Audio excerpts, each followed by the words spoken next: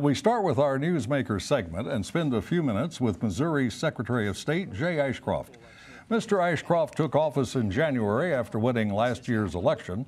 Before his bid for elective office, he worked in engineering management and practiced law.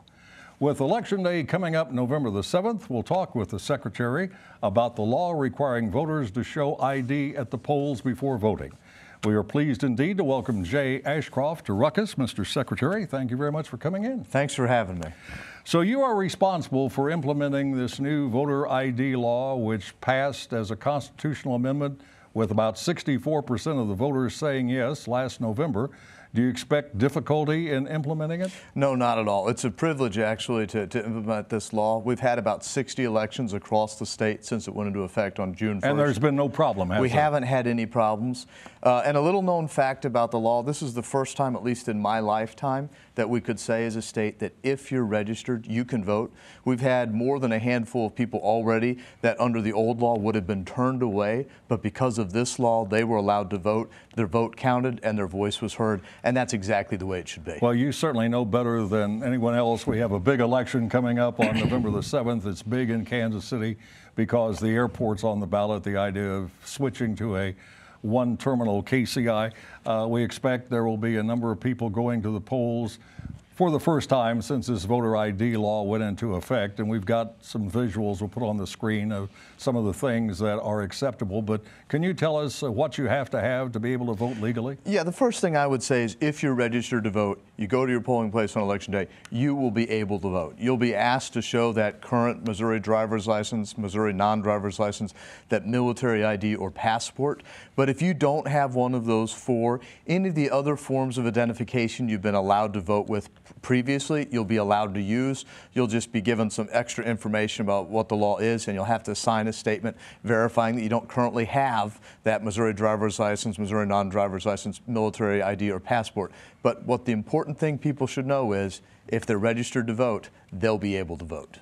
What is a non-driver's license? There are individuals in Missouri that want to have that government-issued photo ID, but they don't drive.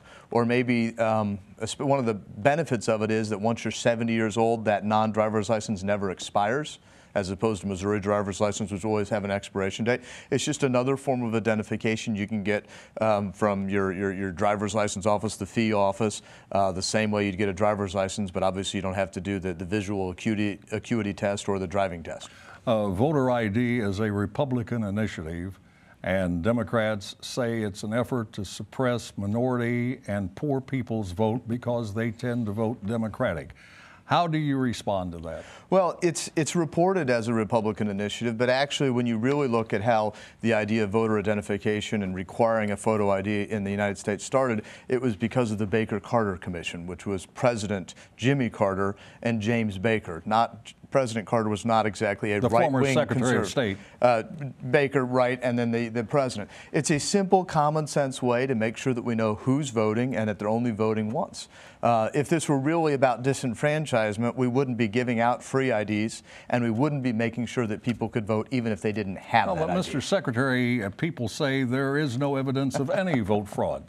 Well, people say a lot of things, but I mean, especially here in the Kansas City area, somewhat recently we had a legislative race that was changed by vote fraud. We had an individual that won the race by one vote, and subsequently, after that election, 2 members of that individual's family pled guilty. They weren't just found guilty, they said, yes, we illegally voted in that election, and that individual was seated in the legislature making the laws that the people of the state have to follow because of fraud. Is there litigation pending challenging this new voter ID? You know, there was a lawsuit that was filed a couple months ago, but the funny thing is that as time has gone on, the people that have filed the lawsuit keep removing claims that they made against the law. They've sued on various different things, and they keep saying, you know what, we don't need to sue on that, we can't sue on that.